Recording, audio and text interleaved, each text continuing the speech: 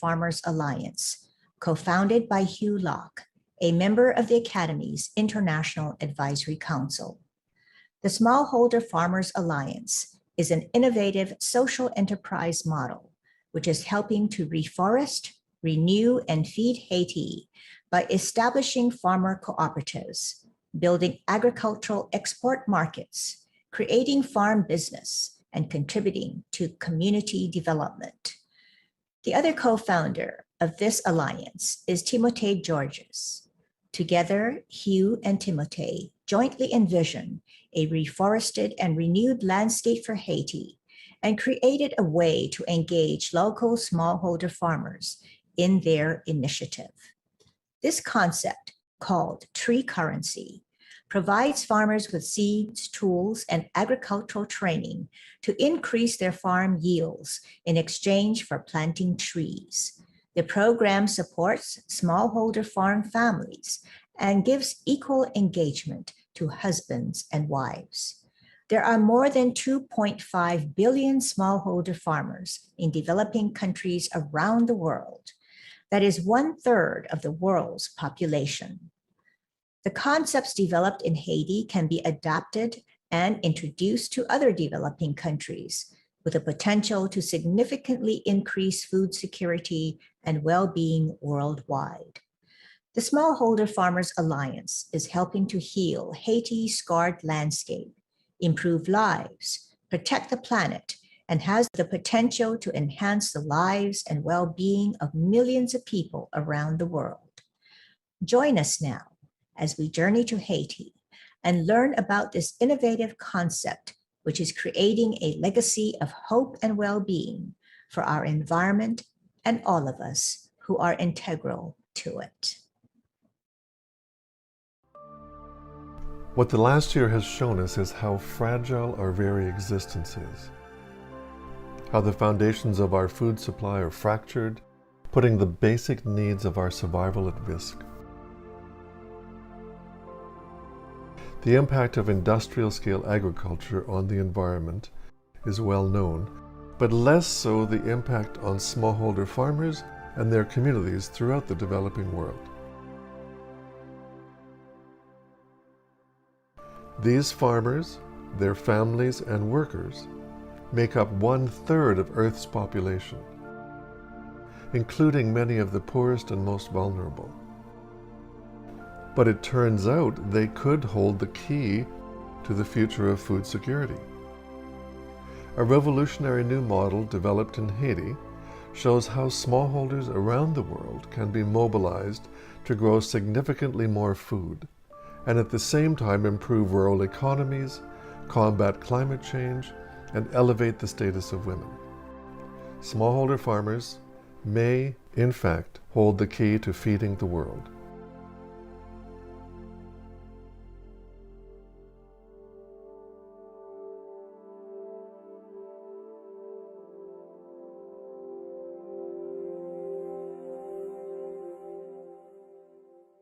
When you look at the history of Haiti, you realize that this little country was in the crosshairs of global power struggles. You take the example of rice. Up until the mid-1980s, Haiti was almost completely self-sufficient in growing all its own food, including rice, which is a very big part of the Haitian diet. The first step was to reduce the import tariff on rice to 15%. And then in 1994, that was reduced again to 3%. So it meant that rice grown in the United States, for example, which is subsidized by US taxpayers, could come into Haiti with only a 3% import tax and be less expensive than locally grown rice. The net result of that is that today, Haiti imports 82% of all the rice it consumes. And it's very hard to reconcile this, but it gets back to Haiti being in the midst of this global struggle for power, dominance, and economic advantage. And it puts Haiti at a disadvantage, and it puts smallholder farmers in Haiti at a severe disadvantage.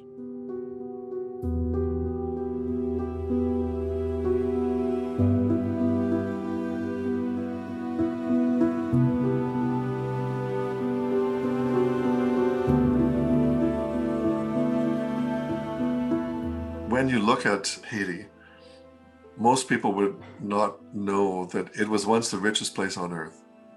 And that's not an anecdotal reference.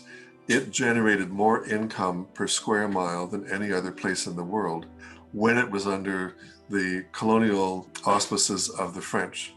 And that was a slave economy, no question about that. But it went from being the richest place on earth to its current circumstances, largely due to external influences. For example, when it became the first successful and only successful slave revolt to result in a new country, then many countries around the world isolated it, including the United States. France claimed to own the people. They said that the revolution robbed them of that property, and so the Haitian people had to pay for themselves. In order to do that, they had to take out large loans. The last interest payment was made in 1949. So you had this long period of over a century when, one of the most egregious acts of racism undermined the ability of a country to establish an independent economy.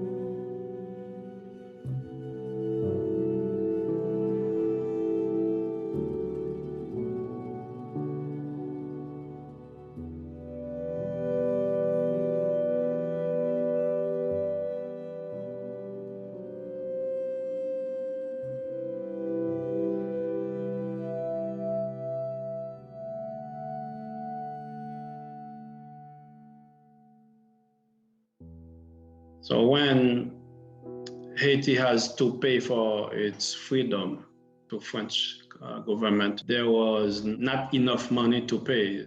So they cut down the trees and brought them to the metropole, which is French at that time. So that's one of the starting point of deforestation in the countries. One of the great challenges in Haiti, over 80% of the national energy grid is based on charcoal and trees. There is no national solution. The only thing that we can do as the Smallholder Farmers Alliance is to change the culture.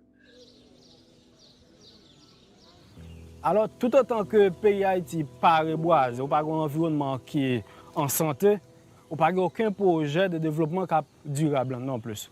Parce qu'on a fait un bel pont là, et puis on a tête monde qui dégrade à côté pour envoyer de l'eau venir descendre, et puis pour un pont dans moins que 10 minutes. Donc on investit $1 million US et pour perdre dans 10 minutes. Vaut mieux qu'on résoudre le problème qui cause ça. Nous voulons l'autre Haïti, on l'autre pays. Si nous avons après tant de changements pour demain. Un changement qui va venir pour aujourd'hui avec demain, mais un changement durable. Timote and I met in 2009, and we were both passionately interested in planting trees in Haiti. My background is in agronomy. I'm agronomist by training.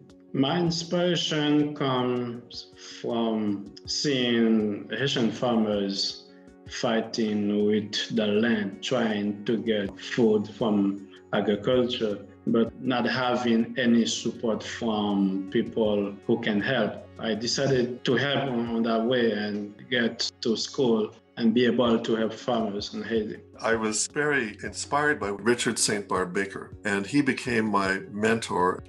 And he was a great forester and conservationist. The work that I did learning under St. Barbe Baker's direction is that you have to figure out a way to incorporate any kind of development activity, in this case tree planting, so that it becomes part of the culture of any given region or country, because otherwise it can't live after you've moved on. I could never do what Timote does to have garnered the support and respect and recognition by farmers in terms of how they see him as a natural leader. And conversely, informed by that experience, I can then help to sell the idea and raise money.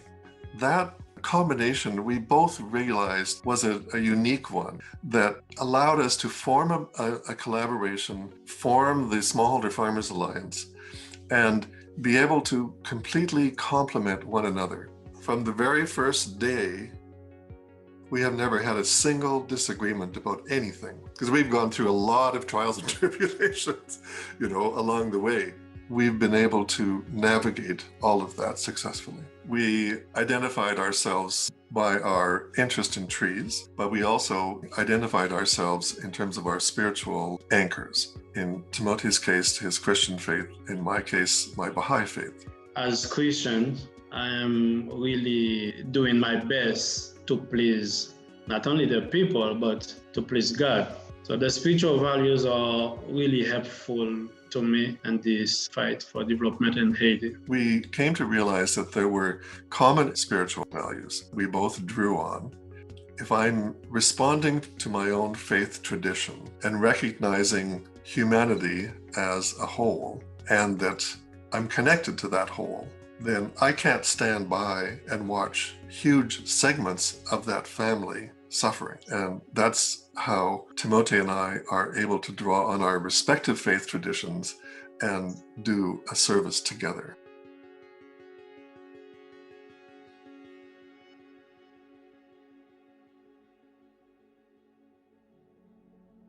So we had to figure out how to enlist smallholder farmers to plant the trees that we wanted to contribute to help reforest Haiti.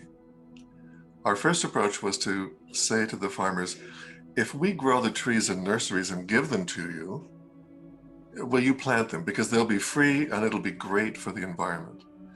And they basically said no. They were, overwhelmed in dealing with just being farmers in a very complicated environment. So then we had to figure out, well, could we maybe pay for them to grow the trees? But our initial corporate sponsor, the Timberland Shoe Company, said that's not a very good model, because what happens when the organization stops and our sponsorship stops? Where will that leave the farmers? Development for a sustainable world cannot be based on dependency, but on co-elevation. So Timote and I then began meeting with smallholder farmers, and we asked them, what do you need to farm more effectively? And it came down to three things: better quality seed, better quality hand tools to work the land, and that they needed help to improve their basic agricultural operations. So we said, would you then be willing to grow trees in nurseries that we set up if, in exchange, we provided the three things you identified that you most needed? Then the farmers were very happily ready to take part. And this is where the basic concept of tree currency came from. It created a different dynamic than if we were giving them the trees for free. The farmers became independent agents.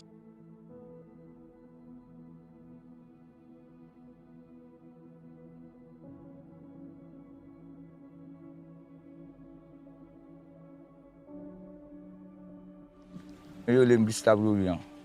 Moi planté me fait petit batte me fait et ça la saison on planté avec ça bergène planté là ça c'est pas du terre ça yo. On dans pépinière alliance là. Moi même récolter joint, moi même joint moi récolter li. Moi il m'a possible ti minyo ka manger ici, moi ka vendre quelques la dernier moi m'ka acheter un bête pour me garder pour de monsieur JV.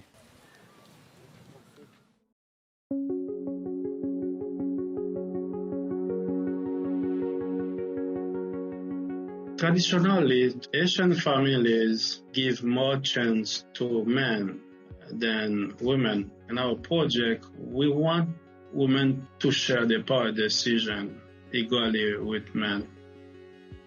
Within the first year of the Smallholder Farmers Alliance, a delegation of women farmers came to Timote and I and asked about microcredit loans, which they could use to both improve their farms as well as developing small side businesses that would supplement their farm income. Not only were women almost exclusively the recipients of these loans, it's built up a tremendous body of successful women entrepreneurs. When we initiate the microcredit program, the women were more accountable, more trustworthy than the men. Having women part of what we're doing made things easier in terms of planning, in terms of implementation, and also bring life to everything we're doing. I met Tony several years ago in Haiti, and I had set out to meet him because I knew that he was a comic book artist. And I was intrigued with the possibility of how you can use comic books to communicate social issues. Moi gen yon mission. C'est planter pied bois, poter coller ak ti paysan, et puis bay égalité femme ak garçon bourral. The comic book of Tanama is doing very well. I was able to present it to 2 schools in Port-au-Prince, and the kids loved it, and they were so happy that they can finally have a Haitian superhero. They are really aware of how tree planting is important in Haiti. Looking at young women in Haiti, their life is hard. It's very important to have a character who promotes tree planting and women empowerment, where the kids can identify themselves, especially young women, so they can feel empowered that it's not only men who can do great things. My name is Tanama, and I am here in Haiti to plant trees. Our planet needs more trees to combat climate change, and we need to grow more food to feed a growing world population. Here in Haiti, we've come up with a way to do both at the same time, and it all starts with smallholder farmers. One of the most interesting things that's going on at the moment in agriculture worldwide is the emergence of the regenerative movement. Whereas once organic was the gold standard for agriculture, organic certification is a series of no's. No, we're not using pesticides. No, we're not using chemicals. No, we're not using bad stuff to grow this food. Whereas in reality, what we really want is a series of yeses. Yes, we're helping the farmers. Yes, we're contributing positively to improve the environment. Yes, we're helping to encourage women's participation in agriculture. That's what regenerative represents. Regenerative agriculture is focused on smaller plot sizes. And the idea is that it's going many steps past organic to begin to identify the practices that represent a more sustainable and holistic approach to growing food. So as the regenerative movement emerges internationally, the Smallholder Farmers Alliance has a particular role, because by definition, a smallholder farmer is not growing a large plot of monoculture crop.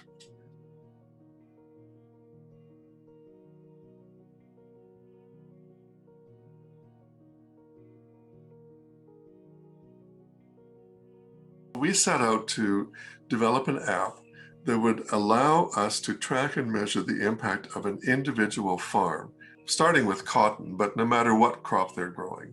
What is the effect of that one crop on the livelihood of the farmers, on the yields on those farms, the impact of that individual farm on mitigating climate change, on contributing to women's empowerment. We looked around to see if there was one already. There wasn't. And so working with Columbia University, and now more recently, a partnership with a Silicon Valley group called the Lydian Group, we've actually been able to develop an app that can tell you these things. But at the same time, the farmers themselves are selling data which becomes the equivalent of a new farm product. And now we're standing on the cusp of creating a new type of supply chain that will measure the social and environmental impacts of agricultural products with new generation digital tools. So it's all very exciting. And if you imagine as a consumer walking into a timberland store, you know, the end game here is that as a consumer you could go and scan a hang tag, and then your phone would call up information about who grew the cotton and where. And it would not only reflect that, but it would also reflect the impact on farmers and their families. It would reflect the organic protocols used in growing the cotton, the impacts on the environment and food security, on the communities and the empowerment of women. That's a lot of information, right, to get through your phone, but you could imagine a video that could communicate that very powerfully and with a rich sort of story behind it to give consumers a taste of what's possible.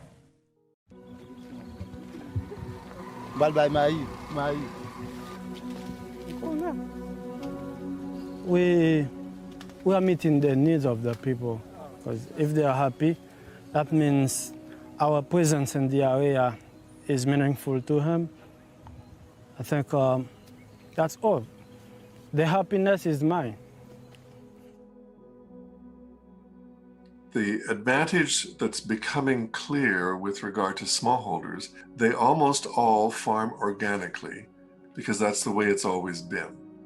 Now, there was an assumption beginning in the early 1960s that smallholder farming as a category would disappear in favor of large-scale commercial farms. And the fact that there are still 500 million smallholder farms left means that they're not going to go away.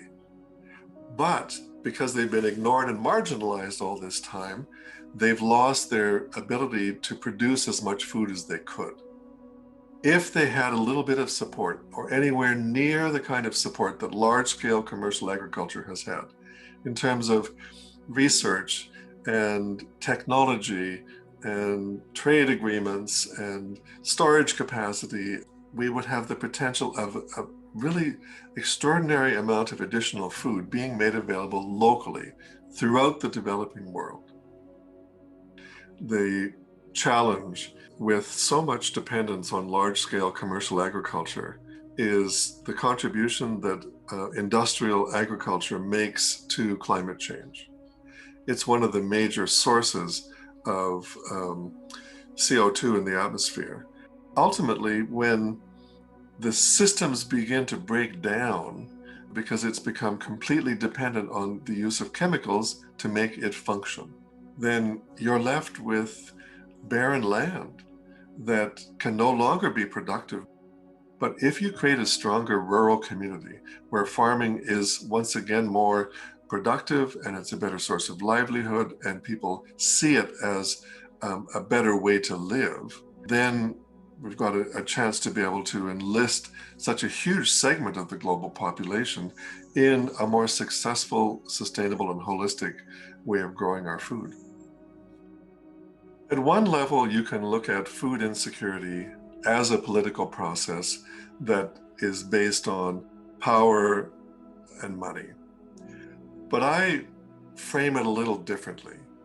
I think that it is a consequence of not understanding that we are one interdependent human family. When every action that's taken to consolidate power, prevent others from having a share of what you have, that destabilizes the entire thing.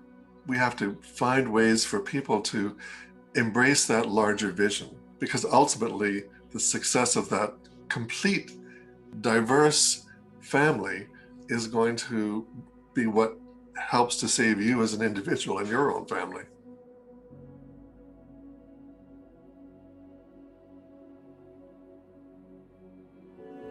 This is an example that says reforestation is possible. Yes. Because we have in here less than 500 millimeters of rain per year. Yeah. And the trees survive. And it went from nothing to this. Exactly. Et puis ça, là, il y a une belle, il y a une verte, il y a une belle. Dans 10 ans là, c'est où on peut cacher dans là. Oui, c'est où voir pour savoir quand on est parce que dans 10 ans là, nous faisons noir belle là, la belle. Et si on a venir vous couper? Non, non, pas mon couper.